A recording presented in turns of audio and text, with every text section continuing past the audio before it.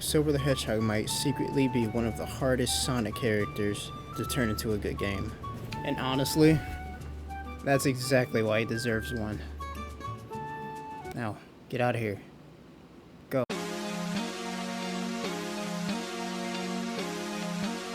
When Silver first appeared in Sonic 2006, Sega clearly wanted him to become the next major Sonic character.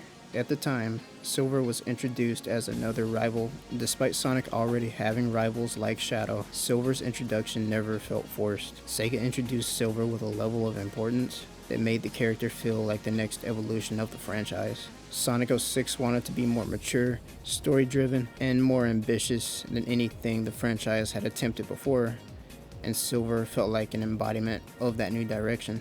Without a doubt, his introduction would change the franchise forever, and sadly, not in the best ways. I finally found him. The Iblis Trigger.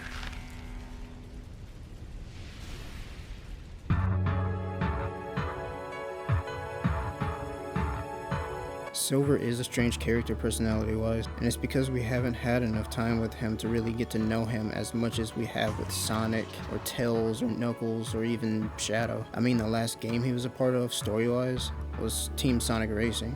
And his involvement in Sonic Forces, I don't really want to talk about that. There is no home. Does anyone but you believe your lies? Huh.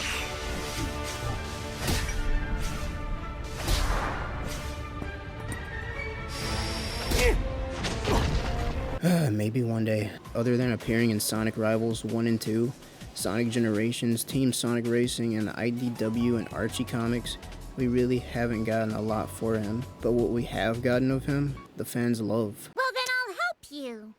What? 2 heads are better than 1 when looking for someone. Hey, just wait a second. What's your name? Silver. That's a nice name. I'm Amy Rose. It's nice to meet you. Ah! Hey, wait!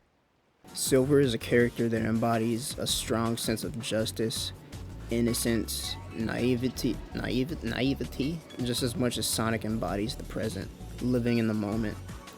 Or with Shadow, despite being haunted by his past, fought to move forward and finally live for himself and those he cares about. Silver, when he was introduced, would have done anything to fight for the future. When Silver returned to the past, he looked at everything with a childlike wonder because the world he was born into was one where that wasn't possible. This looks so beautiful. Silver doesn't carry Shadow's closed-off demeanor or Sonic's confident energy, and that's exactly what makes him stand out. Silver is determined, he's hopeful, awkward, innocent, and emotionally sincere. And that's why we want more of him. Blaze? To kill someone to save the world.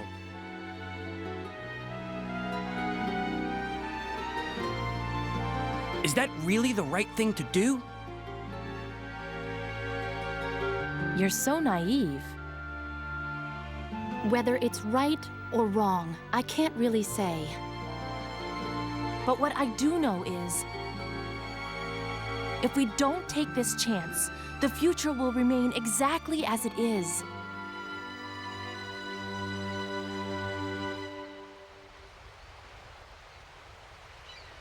Silver felt unique. He had a lot of potential. His design was perfect and his personality was unique enough to set him apart from Sonic and Shadow. He was set up to be the third member, completing the big three. So, what went wrong? The problem with Silver wasn't the idea behind him. It's the fact that Sega introduced him in one of the most broken and rushed games the franchise had ever seen. In March 2006, the co-creator of Sonic, Yuji Naka, announced his decision to step down from Sonic Team. In May of the same year, it was official. Sonic Team was left without clear guidance and leadership right in the middle of development, but that wasn't the only problem the team would face. Right in the middle of Yuji Naka leaving Sonic Team, the team was split into 2 different teams, one working on Sonic 2006, and the other developing Sonic and the Secret Rings for the Nintendo Wii. And not only that, but Sega demanded that Sonic 2006 be released in 2006 to hit the holiday shopping season to coincide with Sonic's 15th anniversary. With all of these issues, Sonic 06 would also be one of the first games in the franchise to release on new hardware at the time, the Xbox 360 and the PlayStation 3. The PS3 was particularly difficult for developers at launch, but even with all of these working against the game, Silver's foundation as a character was strong. While having a strong foundation, he was not fleshed out gameplay-wise. Silver was very slow compared to Sonic and Shadow. His powers felt unfinished, and they felt very clunky to use. It was never a character issue, just a development issue.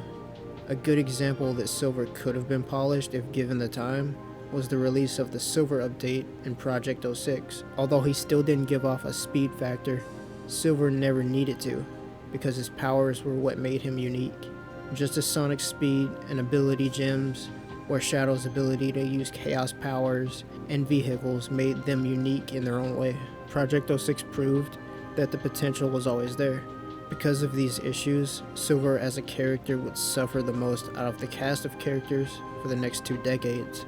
With the Sonic franchise moving into the open world formula that Sonic Frontiers introduced, what would change if Sega were to give Silver the attention that we've been wanting from the character?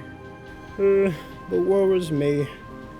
Silver was never a bad character or a failed character at all. He had a lot of potential. Sega just never realized it. This thing's not even on.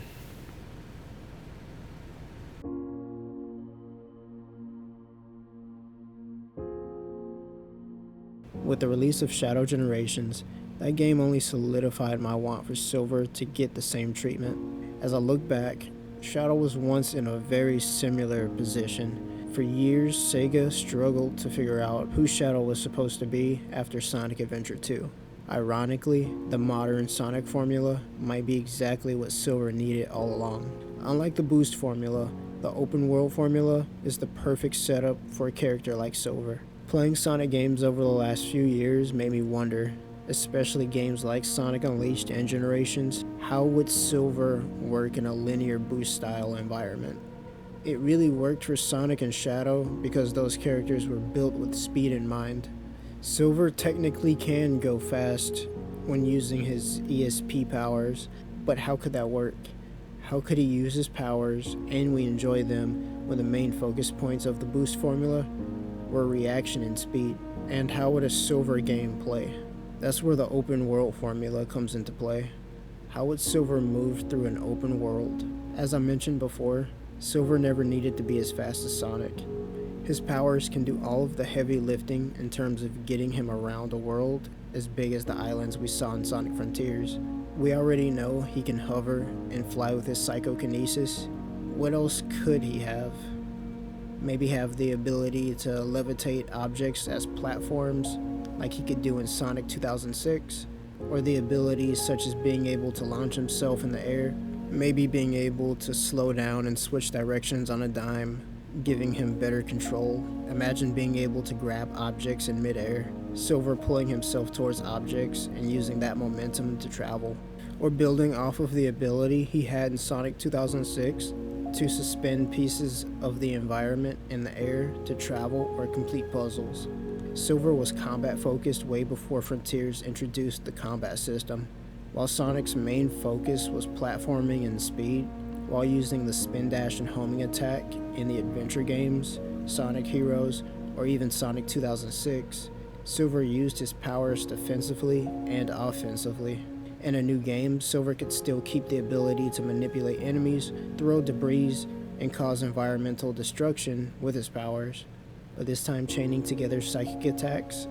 Not just throwing psychic abilities, but really using the environment to his advantage. Imagine tearing apart pieces of the environment during combat, throwing destroyed structures at enemies, redirecting projectiles, or physically trapping enemies in place before chaining attacks together. Silver wouldn't just be throwing kicks and punches. He shouldn't feel overpowered, but designed to use what he has around him to his advantage, the same as how Sonic would use the terrain around him to gain speed. So, What now? Will we be getting a characterization of Silver both gameplay-wise and story-wise that we deserve? Well, only time will tell. A Silver game can work. The key takeaway from what it would be like to play as Silver versus Sonic and Shadow in an open world setting is his abilities. Sonic and even Shadow move through their environments. Silver needs to manipulate his environment. Silver was always a great character with tons of potential for character depth. His gameplay has always had the outline for the most unique gameplay within the franchise, and all he needs is a little care. Silver made his debut in a game that was doomed from the start. I'll always see Sonic 2006 as less of a bad game and more of a game that never got a fair chance, because I liked Sonic 2006. Without it, we wouldn't have got a character like Silver in the first place. There's no point in saying it's no use. All Sonic Team needs to do is give Silver another chance. Can't. I wouldn't know what to do without you. You fought alongside me to save the world. You're my friend, right? You're still so naive. But I've always liked that about you.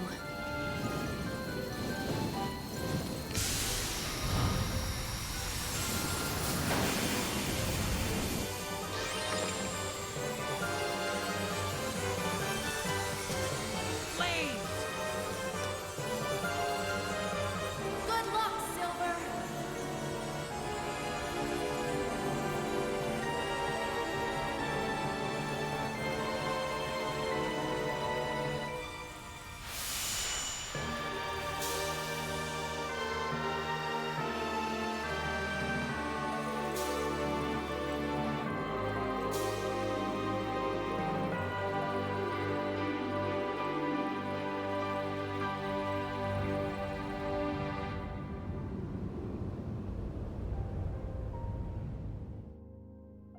Thank you for watching, and if you tuned in and made this far, I appreciate it. Leave your thoughts in the comments down below. Should Sega give Silver another chance? And does he have the potential to be in a Sonic game like Sonic Frontiers? Also, I want to say thank you to you guys. We finally hit 300 subscribers. I never thought I was going to reach this point. I never could have imagined, but it's all thanks to you. And I just want to say that there's more content like this coming and more. I appreciate it. Peace.